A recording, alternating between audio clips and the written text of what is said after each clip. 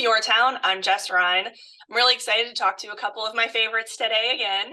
And we're first going to start with Helping Heroes, which is an organization that's near and dear to a lot of people's hearts. Anyone who has had anybody in their family in the military or known anybody knows how special of an organization this is. And I'm excited to introduce RJ Konkoleski to talk about Helping Heroes. He's their executive director, and there's a lot of changes coming to Helping Heroes. So thanks for joining, RJ. Thank you for having me. I appreciate it. Sure. So, in the Valley, there's always a lot of construction and there's always a lot of new buildings going up, and there's a big buzz about what's happening. And some of that buzz right now in downtown Wheeling is for your building. Can you tell us how that's going? I sure can, and we're very excited about it. It's actually an old building, which is working to our advantage because we're able to utilize some historic tax credits. But we are renovating the old Columbia Gas building, which many people call the Mosaic building because of the tile mosaic that's on the front of it. And it's a real opportunity for us to put all of our offices and our transitional housing apartments into one location. So we purchased the building about a year ago. It's been a long road so far. We had some bricks fall down. They put a hole in the roof. It was raining inside the building. There were just some issues, but things are really moving along. We had to do initially some environmental work, asbestos abatement. That is all completed at this point. The whole building has a new roof. It's no longer raining inside our building, so we're very excited about that. And then the demolition work has been completed. So any of the walls that needed to be taken down, that has been addressed. And right now we are in a little bit of a holding pattern for our building permits before we can actually start the construction phase, but we're ready to go and we're right on schedule. So what is your game plan on what that building will look like once it's all said and done? So because we're using the historic tax credits, the exterior of the building will look like it did when it was brand new. So nothing's really changing outside. The finishes will be maintained. There's a lot of granite and aluminum that will all still be there. The mosaic will get cleaned and regrouted, so that will still be there. We'll put all the lighting back there were spotlights that used to shine on the tower and so forth. So we're not allowed to make changes to the outside of the building other than putting in a wheelchair ramp for accessibility. So we will be doing that.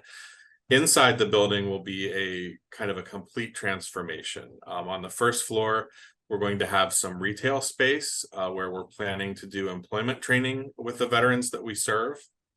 And then the second, third, and fourth floors are being built as each of the floors will have 5 efficiency apartments on them where our veterans in our transitional housing program can live, and they stay there. They don't pay any rent. They don't pay any utilities. We work with them on employment, education, budgeting practices, whatever they may need to get them ready to go out in the community and find, their own housing, secure their own housing, and be able to maintain it. And they can stay there, up to 24 months. The magic number seems to be around a year that folks are ready to move on from there. But we're very excited to have that many spaces in the building. There's definitely a demand here. Right now we have 5 and we have been full. We have a couple applications pending. So that will be a big asset to us. And then floors 5 and 6 will be our program offices where our staff works, and we'll have some meeting spaces in there as well. That's great. So Helping Heroes started out in Moundsville. What was the reason that you chose downtown Wheeling? So we really, the Moundsville location was great for us, and it was a good place to start. But as time went on, anywhere from 75 to 80% of the veterans we were serving were in Wheeling. And because of that distance, it wasn't possible for those veterans in Wheeling to just walk into our front door and say, "Hi, I'm homeless. I need some assistance. Is there anything you can do to help me?" And we really want to have that kind of walk-in ability. So once the office space in Moundsville became too small, we knew we had to relocate. So then it became more of a strategic discussion as to where's the best place to go. So we like the location of this building. It's right next to the college for our veterans who want to take classes. It's on the bus line. It's near Northwoods Homeless Shelter. It's near Catholic Charities. It's near the Soup Kitchen, DHHR. Everything's kind of right there. So we think it's the perfect place, and there are employment opportunities that the veterans could walk to in downtown Wheeling.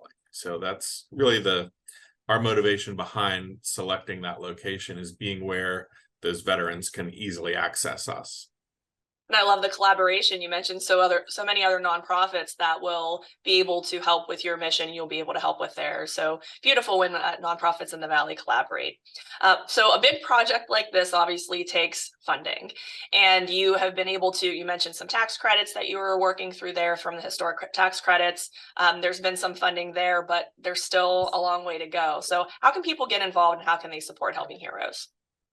Well, they can obviously support us just with a donation. We are a nonprofit, so gifts are tax deductible. We're a public charity. And, the tax credits, there are 3 different kinds of tax credits that building's eligible for. And that's going to help with nearly half of the construction cost, which, really makes it a good opportunity for us as a nonprofit.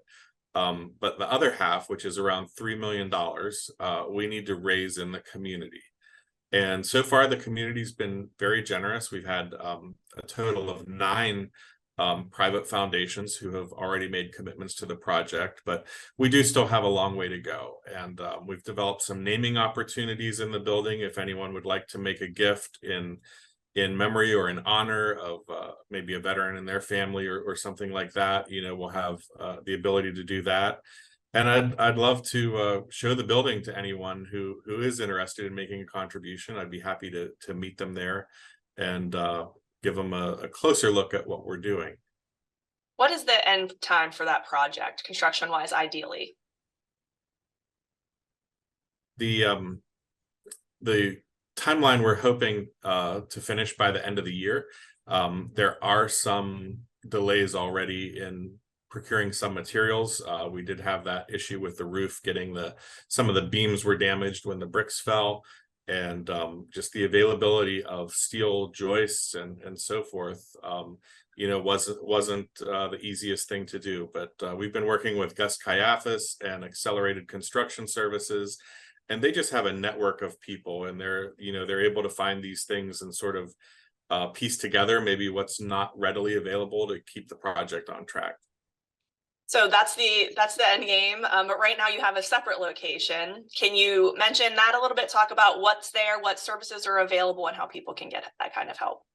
Sure. Right now we are renting an office space just to the right of the McClure Hotel. We're at 1200 Main Street in downtown Wheeling.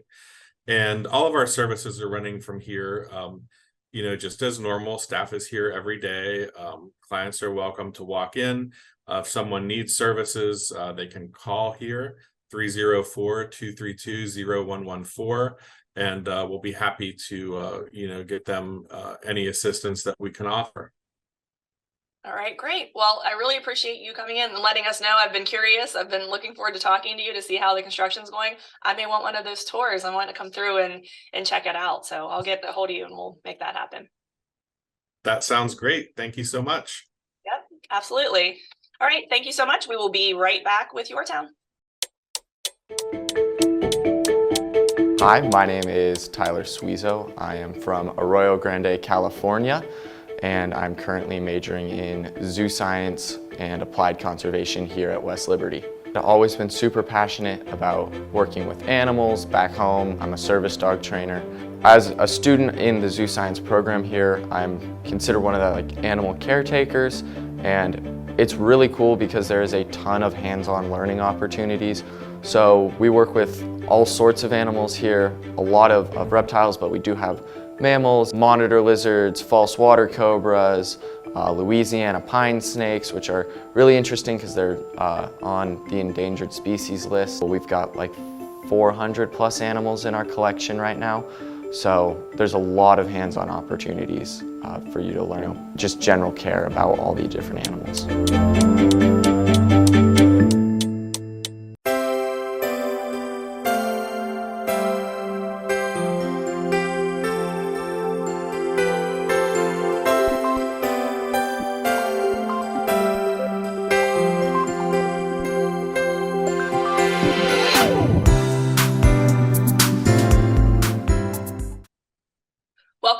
your town. I'm really excited to catch up with Alex Schneider. She's the director at the Brooke County Public Libraries.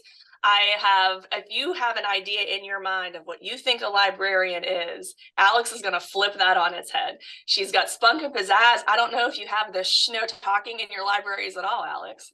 I get shushed by patrons, so I don't do the shushing.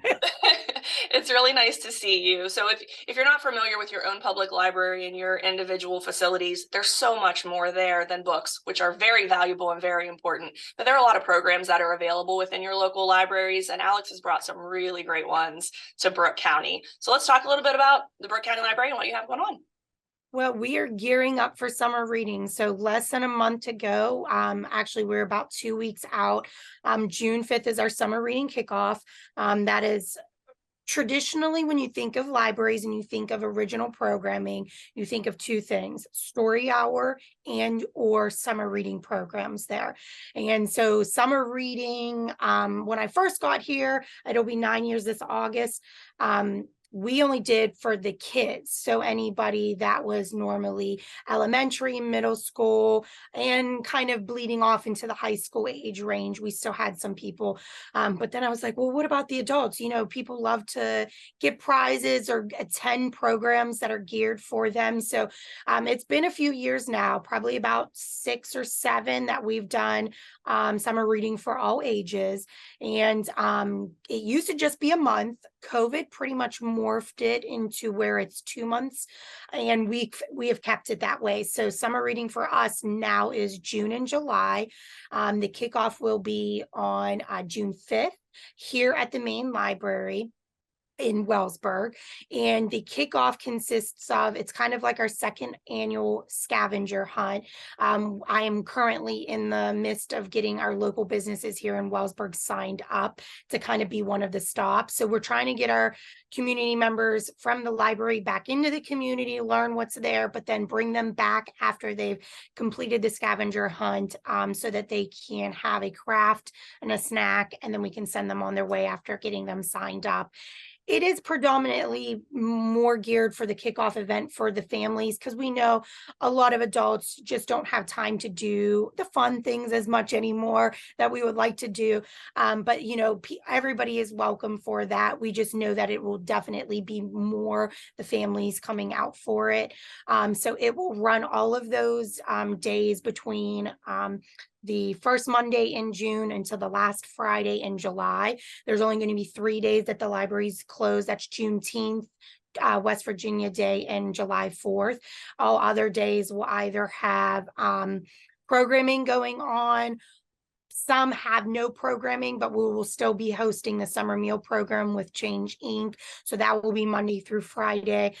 So we're trying to pair some programs with summer meals for the families that are coming in, but then also to kind of give my program director kind of breathing room in between the days that there's not crazy stuff going on. We are definitely bringing back our annual things that everybody looks for. There is going to be our Stuff a Plush event. So that's always a big event that the friends help us pay for. And that's literally what it sounds like. They come for a story hour and the children get to choose a plush that they stuff, similar to if you go to the other, you know, one that you pay for. I'm not going to say, because I'm not allowed to know if I'm allowed to say that name, but our event is free to the public. You just have to register. We will be doing it'll be our second annual little boat races. So the children get boats that they actually take squirt guns with water and they race them down, and then you kind of do heats for it. And then our biggest is our worm races. And yes, we race worms. I think this is either going to be our 9th or 10th year. I'd have to go back and figure out. It predates me, so I think we're at either our 10th or 11th potentially. And they race worms down a raceway with some water, and then they get to take their worms home with them if they would like, or release them to the wild behind the library. So a lot of the typical children ones, story hours get kind of elongated, where we allow more attendance at that. But we don't forget about our youth and the tweens and the teens and the young adults and our adults. So we are still hosting our weekly Dungeons and Dragons group for the young adults. They are taking a hiatus in August, just because that's when a lot of them are starting back to school activities and stuff. And the game masters just don't want the headache to try to figure out, when they can reschedule. But June and July, they should be going strong every Tuesday. And then for the adults, we have our monthly book club. We have the weekly Jerry Fit exercise classes at both locations, twice a week, both locations. We're bringing in a guest speaker next month. His name is Doug Wood. He's going to be talking about old forests, especially about tract of land that's in the Bethany area and in Tomlinson Run that aren't designated as old growth forests yet, but he's hoping to eventually do that. So wide range of things for people to come to, both for families and both for just, individuals. And then we'll do our summer reading wrap up parties in August. So we're gearing up for a lot of stuff, and it's going to be crazy. Well, summer's such a great time for kids to have the opportunity to get to know their local libraries. I know my kids, the reason that we started going to the library is because they had summer reading books. So instead of buying the book and then just having it at the house, we started going to the library for their summer reading, picked up the sheet on the books that they could read and the prizes they could win, and they started to do the summer reading. So my son actually asked me, I was excited to see you today so I could tell you this. He actually asked me in the car the other day, and he said, Mom, school's almost over. Does that mean we start going to the library? Maybe shame on me for not taking them during school, but the summer really is a time that we spend a lot of time in the library, and the kids look forward to it. And it's not a shame on you at all. We see it's with just the lives of individuals. We know that the families, when they're younger, hear a lot more often. And then once they get to school age, it's harder to get them in the doors, but we'll get them in for the routine programs. And then we get them back for summer reading because we understand there's a ton going on. It's the same with adults. We'll lose them from time to time, and then they'll find us back in. And we've had many people go, well, I can buy this, or I pay for this subscription. And I'm like, why? I mean, if you have the money to pay for it, that's fantastic. But why spend the money? Why have the books pile up in your house? Come to the library, check out your book, check out your audiobook, do our DVDs. So, our DVDs are free for checkout. We have mobile hotspots that we circulate. A new collection that we just rolled out is called Library of Things. We kind of love the idea that these other libraries were doing. And currently we have bakeware. So we have some of the different sized baking pans that you are only going to ever use once or twice here and there, and why go pay the $20-some for a sheet cake pan, or $20 for the one that says number one because they've turned number one, or the princess cake. So we have all of those to circulate, and it just saves you guys from having to do that. And then also getting out into the community. Libraries are pretty much your last kind of one-stop shop of being able to attend things predominantly for free. So, and then we can bring in and work with different agencies. We're working with West Liberty is hosting the JOI, Japanese Outreach Initiative. And we brought in one of their JOI coordinators years ago. They were based out of Charleston. And it just so happens that West Liberty, local to us, has the JOI program this year. So her name's Minami, and I'm hoping I'm not completely butchering her name. She is a fantastic individual. We have pretty much monopolized her for a lot of different programs this summer. So she'll be doing different things with the kids, but then different things for the adults. So we're going to have a Japanese tea ceremony. You're going to learn how to make onigiri balls. They are rice balls that I think are like an appetizer. I don't think they're a main dish. So wide variety of things that are free for families and for individuals. And then we also provide information for what's local in the community. We have fantastic family resource networks and family support centers and food pantries and all of this stuff local. And sometimes you just don't know that's there. So hopefully we're able to be the loudmouths, not being shushed, and telling everybody, what is in their community for them to access. So we're here, we're, willing to help anybody that needs it and kind of connect them to the information that they need. That's great. I love it. I love all the programs that you have and how you're thinking outside the box. brilliant about like the cake pans and things like that you're talking about, because everybody's got one sitting there, and what do you do with it? Yeah, that's great. We weeded some of our own personal, some of the staff here had random stuff. I had heart-shaped muffin tin, and I'm like, I've never used this. Why did I buy it? Let me donate it to the library. So, I mean, you know, it's something there that you might find interesting. We'd be happy to expand it later on, but it's always great to start small and then see what other people need in the community. So I would say, you know, we start any program if there's things that people want to see at their local libraries, ask their people. We might not be able to, we just are limited resources and limited staff power, but we really do try. And if you're not using my library, I'm a huge advocate to say use a library that's by you. Logistically, I can't get my son down here as quickly or as easily. And so I take him to a local library in the community that I live into. So, I mean, utilize them all. You are not, just because this is the Brooke County Public Libraries and you have 2 libraries in Brooke County and you're like, well, am I allowed to step out of the county bounds to go to another? Yes, step out of the state bounds. We're in the Northern Panhandle. So we have 2 states that have libraries abutting us. You know, the Avella's right up the road. Then you have the Steubenville libraries across the river. And we have patrons that hop, skip, and jump all of those and all of the programs. They go down to the Ohio County Public Libraries, up to the Mary H. Weir Public Library. And I say utilize them. Join every single summer reading program. Do not feel that you're double dipping. We are all doing it for you guys. And the more support that we have individually just showcases the need for those different programs and services in your county. So support them and go out. I love it. I love it. And I love your energy and, again, how you think outside the box when it comes to libraries. People just need rethink everything you knew or what thought you knew about libraries. Yes, we're not quiet. We do ask people obviously to be at a respectable level when they're in the libraries.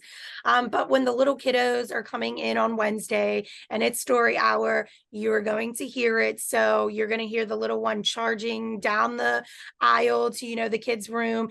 And we just want people to see the library as a community hub. We have the traditional sense of a library. We're still here for all of those needs, but we also see the need for other access to services that the communities you know, need, and that's why we're constantly always asking for the public funding support, and that's why the public support us. So we're doing what the public asks us, hopefully, and you know, we're here for anybody that needs help.